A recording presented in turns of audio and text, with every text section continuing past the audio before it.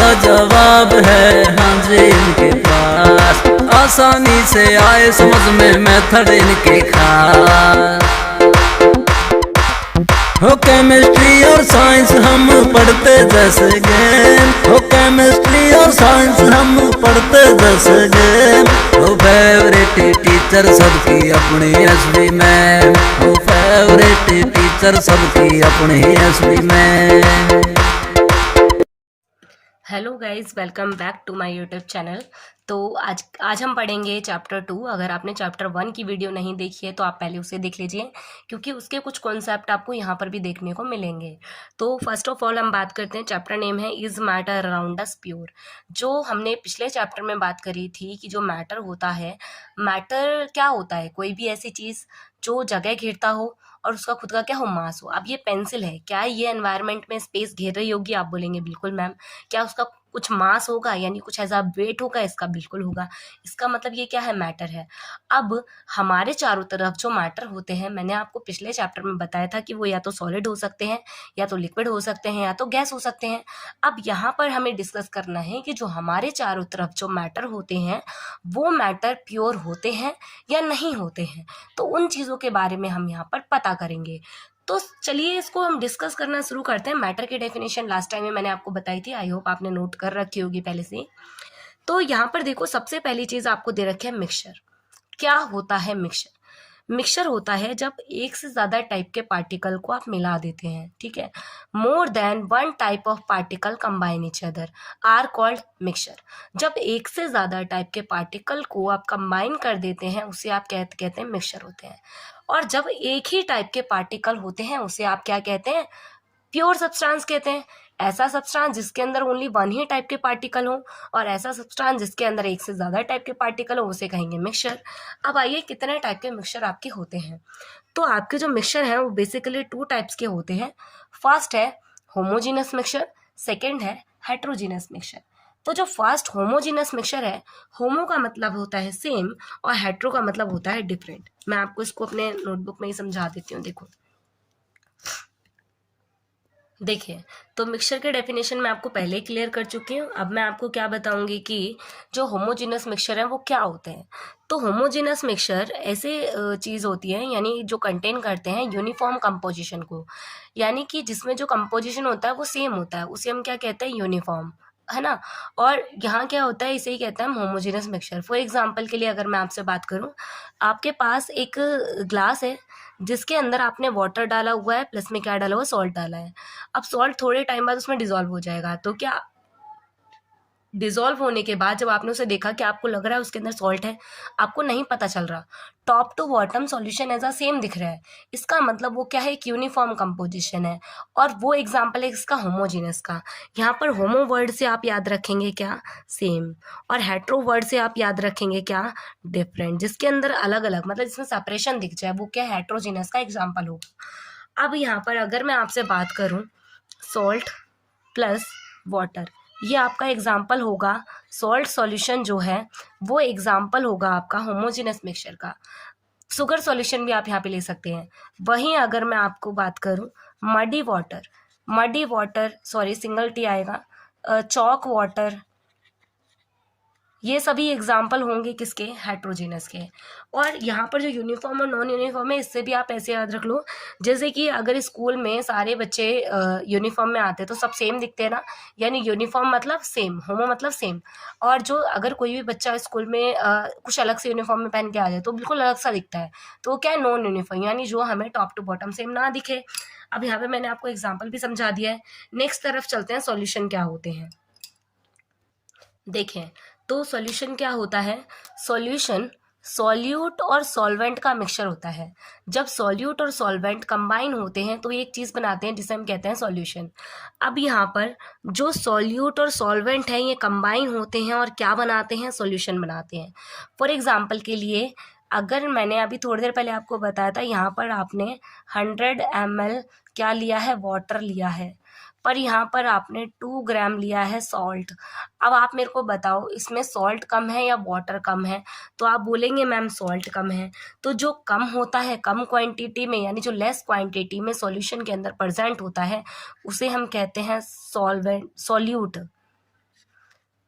और जो हमारे सॉल्यूशन में लार्ज क्वांटिटी में प्रेजेंट होता है उसे हम कहते हैं सॉल्वेंट। कैसे याद रखेंगे मैम, सबसे बड़ी कन्फ्यूज़न तो ये है। तो हम इसको ऐसे याद रखेंगे, इसकी स्पेलिंग काउंट करो, 1 2 3 4 5 6, कितनी स्पेलिंग है 6।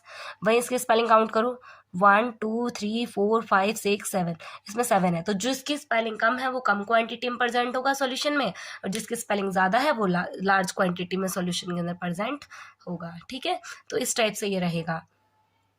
देन चलो इसका एग्जाम्पल में मैंने आपको समझा दिया है किस टाइप से क्या होगा। अब आगे बुक की तरफ मूव करते हैं हम। देखो बुक में मैंने आपको अभी एक चीज़ें बताई थी कि सब्सटेंस क्या होता है। सब्सटेंस कोई भी चीज़ हो सकता है। अच्छा, प्योर सब्सटेंस और इसकी भी मैं आपको डेफिनेशन बता ही देती हूँ, कहीं आप कंफ्यूज हो जाए। देखिए प्योर सब्सटेंस क्या होते हैं। प्योर सब्सटेंस ऐसे सब्सटेंस होते हैं जो कंटेन करते हैं only one type of particle, only one type of particle are called pure substance. Mixture क्या होते हैं। मिक्सचर ऐसे सब्सटेंस होते हैं जो कंटेन करते हैं मोर देन वन, एक से ज़्यादा टाइप के पार्टिकल को, उसे हम क्या कहते हैं, मिक्सचर कहते हैं। तो अब चलो यहाँ पर आपका एक एनसीईआरटी क्वेश्चन भी दे रखा है यहाँ पर कि आपको एक लिस्ट बनानी है डिफरेंस की कि होमोजेनस मिक्सचर कौन सा होगा, हेट्रोजेनस मिक्सचर कौन सा होगा। ये सॉल्यूशन की यहाँ पे आपको डेफिनेशन मिल जाएगी, आप यहाँ पे इजीली रीड कर सकते हैं। नेक्स्ट मैं बात करती हूँ अलॉय क्या होता है। अलॉय होता है मिक्सचर ऑफ मेटल। जब आप टू टाइप्स ऑफ मेटल को मिक्स कर देते हैं, मतलब मेटल नॉन मेटल को जो आप मिक्स कर देते हैं ना, तो उसे हम क्या कहते हैं, अलॉय कहते हैं।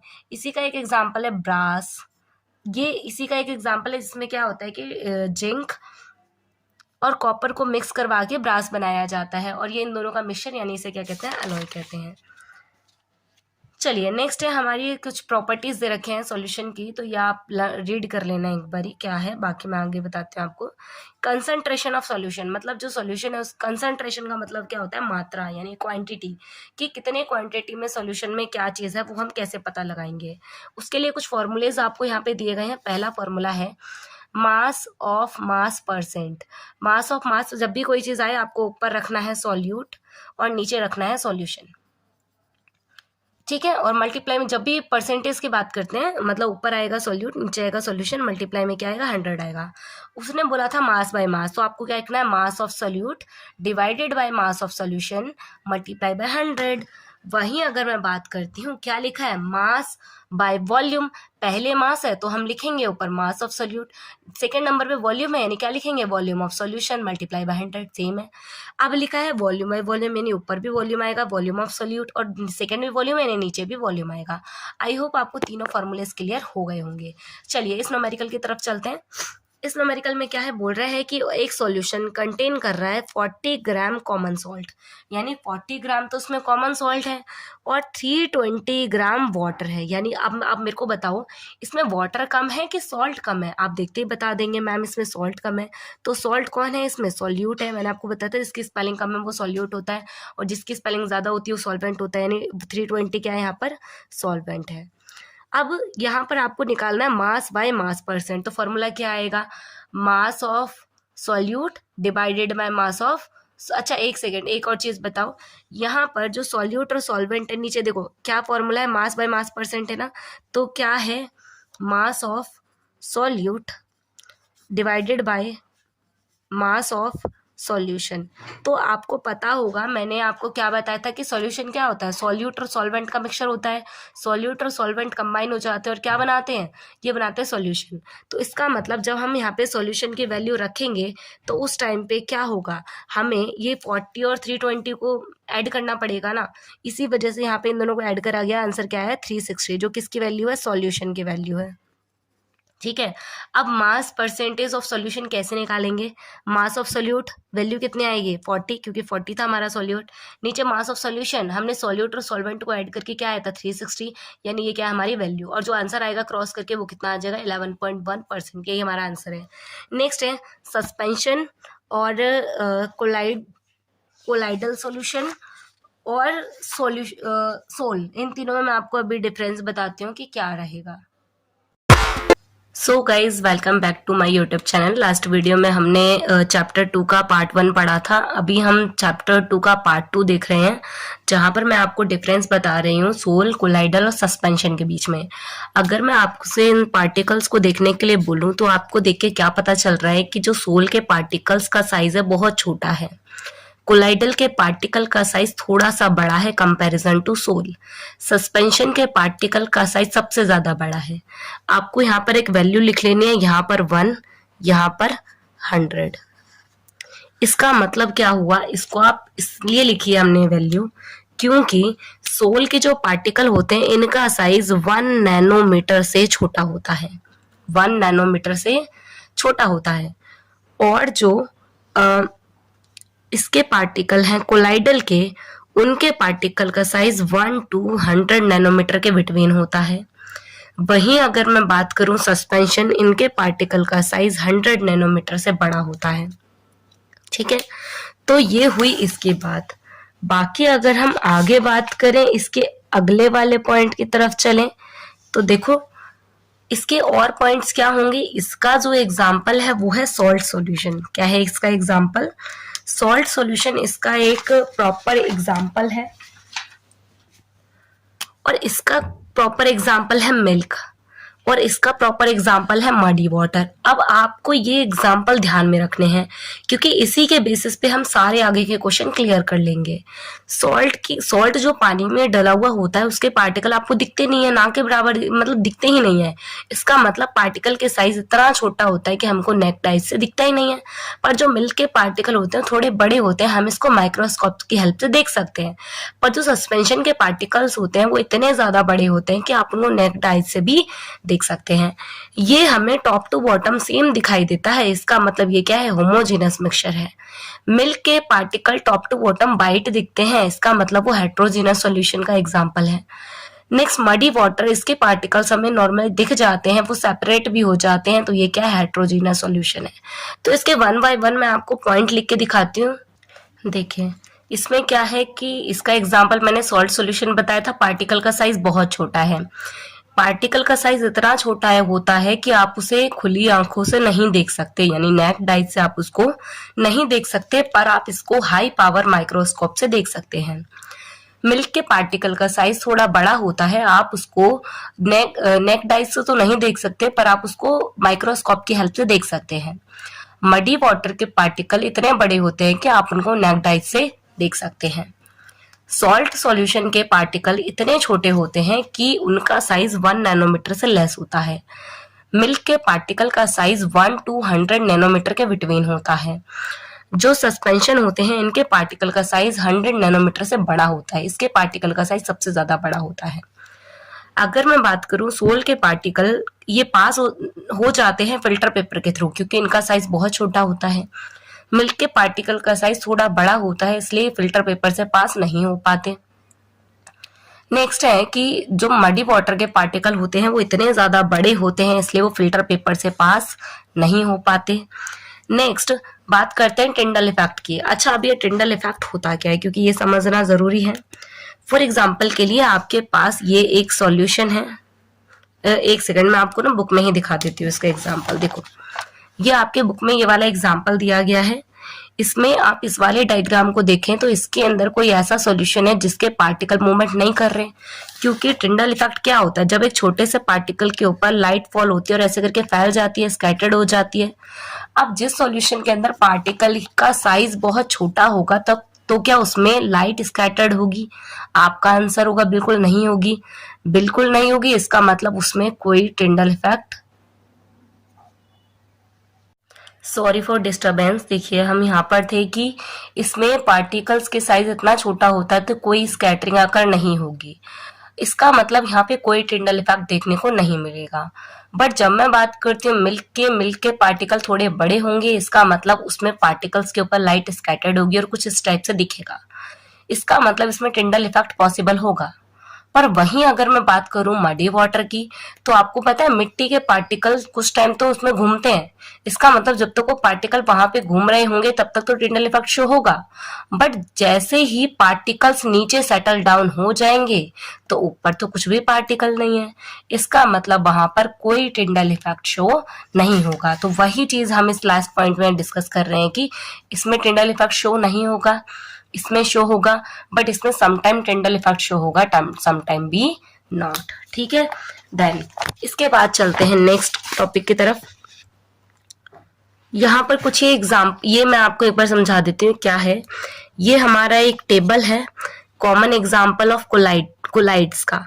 तो कोलाइड्स में क्या क्या एग्जाम्पल, कोलाइड वही है जो हमने एग्जाम्पल लिया था मिल्क वाला, ठीक है, तो ये वो है। तो जब हमारा डिस्पर्जन फेज और डिस्पर्जिंग मीडियम क्या होगा, यानी कि इसमें गैस तो है ज्यादा क्वांटिटी में, डिस्पर्जिंग वो होगा जो मतलब ज्यादा क्वांटिटी में होगा, और डिस्पर्स क्या होगा जो कम क्वांटिटी में होगा। अब गैस तो ज्यादा क्वांटिटी में, लिक्विड कम है, तो इसका एग्जांपल होगा फॉग, क्लाउड, मिस्ट। वहीं जब बात करें गैस ज्यादा हो सॉलिड कम हो, इसका मतलब स्मोक, आपने धुएं में कभी कभार देखा होगा ब्लैक कलर के कुछ सब्सटेंस होते हैं, तो वो चीजें यहाँ पे आती हैं।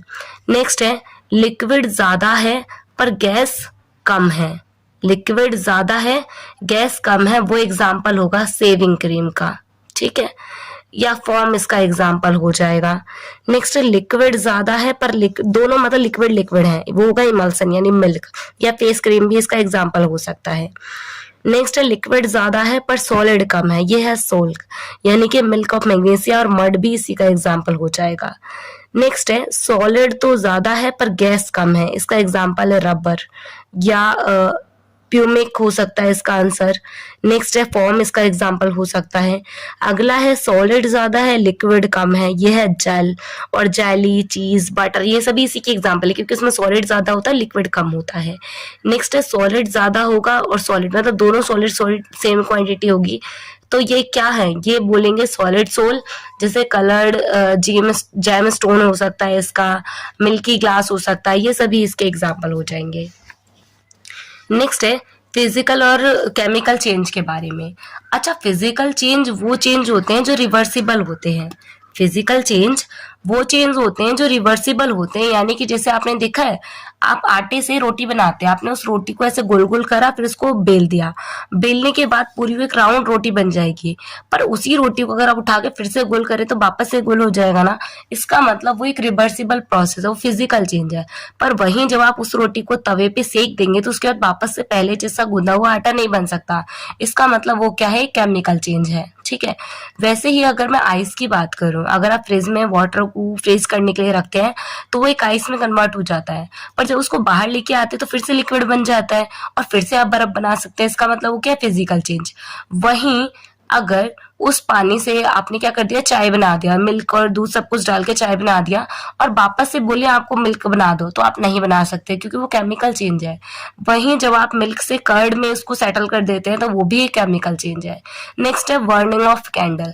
बर्निंग ऑफ कैंडल में दो चीजें देखने को मिलती है, एक क्या है कि मोमबत्ती का मोम जो वैक्स होता है जो पिघल जाता है, तो आप बोलेंगे वो कौन सा चेंज है, वो एक फिजिकल चेंज है क्योंकि मोम पिघलने के बाद वापस से सेटल हो सकता है। पर वहीं बात करें जो मोमबत्ती के बीच वाली लौ होती है, जो एक ऐसा रोप होती है, वो जो है जल के खत्म हो जाती है, तो क्या है, केमिकल चेंज। वहीं कई बार हम देखते हैं जब पूरी मोमबत्ती को जलाते हैं तो जो उसका वैक्स है वो भी कहीं ना कहीं गायब सा हो जाता है, तो ये पूरा का पूरा है केमिकल चेंज, ठीक है। तो यहाँ पर आपको कुछ एग्जाम्पल दिए गए हैं कि आप इनको बता सकते हैं कि कौन से चेंज है। फॉर एग्जाम्पल के लिए मैं एक दो आपको बता देती हूँ, बाकी सब आप अपने आप से करेंगे। देखो, कटिंग ऑफ ट्री, पेड़ को काटना, क्या काट के आप वापस से बना सकते हैं, नो, क्योंकि क्या है, chemical change. Melting of butter in a pan, अगर आप बटर को पैन में मेल्ट करें तो वापस से जम सकता है, इसका मतलब ये physical change.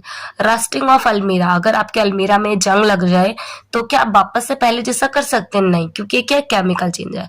Boiling of water from steam, क्या आप पानी को उबालने के बाद वापस से पानी बना सकते हैं, बिल्कुल, क्योंकि जो स्टेम है उसको कलेक्ट करके आप वापस से पानी बना सकते हैं, इसका मतलब क्या, physical change. Passing of electric current through a water and water breaking down into hydrogen oxygen gas, क्या इसको वापस कर सकते हैं, ये भी रिवर्सिबल है। तो इसके कुछ कुछ एग्जांपल है, आप इसको इजीली कंप्लीट कर सकते हैं। नेक्स्ट है टाइप्स ऑफ प्योर सब्सटेंस के कितने टाइप्स होते हैं। तो जो प्योर सब्सटेंसेस के टोटल 2 टाइप्स होते हैं, पहला है एलिमेंट और सेकेंड है कंपाउंड। एलिमेंट जो है सिंपलेस्ट कंपाउंड होते हैं, सॉरी, एलिमेंट सबसे सिंपलेस्ट होता है जो वन काइंड ऑफ एटम से बना हुआ होता है, उसे हम क्या कहते हैं, एलिमेंट कहते हैं। फॉर एग्जाम्पल की देखो यहाँ पे कुछ चीजें भी दी गई हैं मेटल की, जैसे कि ये लस्टर होते हैं, लस्टर का मतलब क्या होता है, साइनी होते हैं, और ये सिल्वरी ग्रे कलर के होते हैं या फिर गोल्डन येलोइश कलर के आपको देखने को मिलते हैं, और ये हीट और इलेक्ट्रिसिटी के कंडक्टर होते हैं। मतलब कुछ एलिमेंट हमारे मेटल होते हैं, कुछ नॉन मेटल होते हैं, कुछ मेटालॉइड होते हैं। मेटल का मतलब जो हीट और इलेक्ट्रिसिटी वो कंडक्ट कर देंगे, नॉन मेटल जो हीट और इलेक्ट्रिसिटी वो कंडक्ट नहीं करेंगे, और मेटलॉइड मतलब जिनमें दोनों ही प्रॉपर्टी होंगी, मेटल वाले भी नॉन मेटल वाले भी। देन यहाँ पर आपको दे रखा है कि ये डक्टाइल होते हैं। डक्टाइल का मतलब समझते हो, ये मेटल की वो प्रॉपर्टी होती है जहां पर आप मेटल को एज अ पतली वायर में कन्वर्ट कर देते हैं, ठीक है, तो उसे कहते हैं डक्टिलिटी।